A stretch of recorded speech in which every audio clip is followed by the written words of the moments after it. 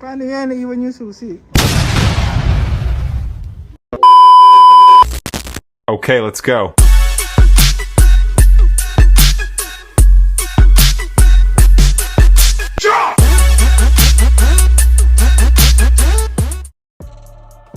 Yo! What's up mga kabroski?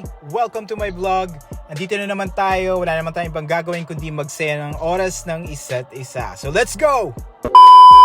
At dahil walang magawa sa bahay, dahil rest day ko, kaya nagaya si Julian na tumambay at mag short ride papuntang Vermosa, Bacoor, Cavite, G agad.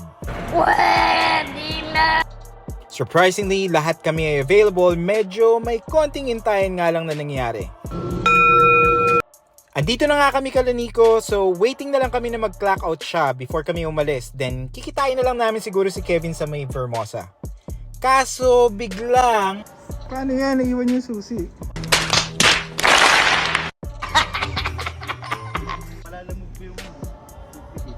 Search mo na.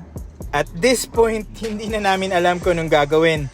Nilibot na namin ang buong paligid pero hindi talaga namin makita kung nasan yung susi. Napakamalas.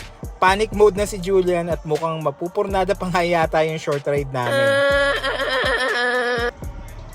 Kaya naisip namin na mag-search sa YouTube ng ways para mabuksan ang compartment ng motor. Parang ang hirap. So, bago pa kami sumuko, naisipan ni Julian na i-check yung iba pa niyang gamit. Like, yung jacket. A few moments later. Anak ka ng bakang baog. Nasa loob nga ng jacket ni Julian ng susi. Magaling ka. Gamot sa pagka-stress. Stress tabs. Effective yun, tangik stress tabs. Si Paolo Contis yun. Paolo. Yan yung parang best pa. 20 minutes na, hindi pa rin nakaka-connect ng mga to. Hello?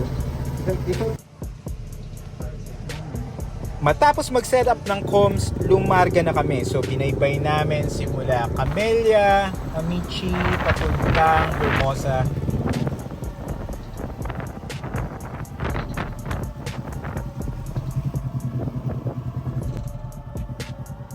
At yun, napakaswerte. Pagdating namin sa Vermosa, sa tapat mismo ng parking, walang tao. At syempre, hindi pwedeng tambay lang at walang order. Kaya bumili na sila sa loob ng Coffee Bean.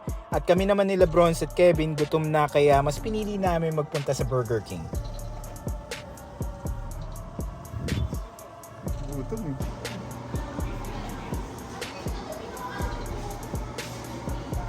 Gutom eh.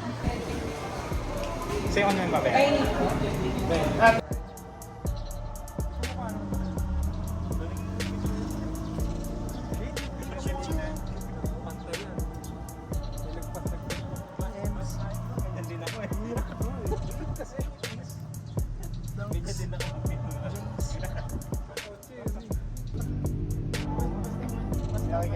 Nakikita pa nag-group tayo. Nagstay din kami ng mga ilang minutes, konting tambay, kwentuhan, tawanan. Well, ano pa nga bang gagawin natin pag nagkita-kita tayo kasama yung mga kaibigan natin? After nun, nag-decide na kaming umuwi dahil pagod na rin kami at hinahanap na kami sa bahay. And I hope you enjoyed this video. See you sa next vlog.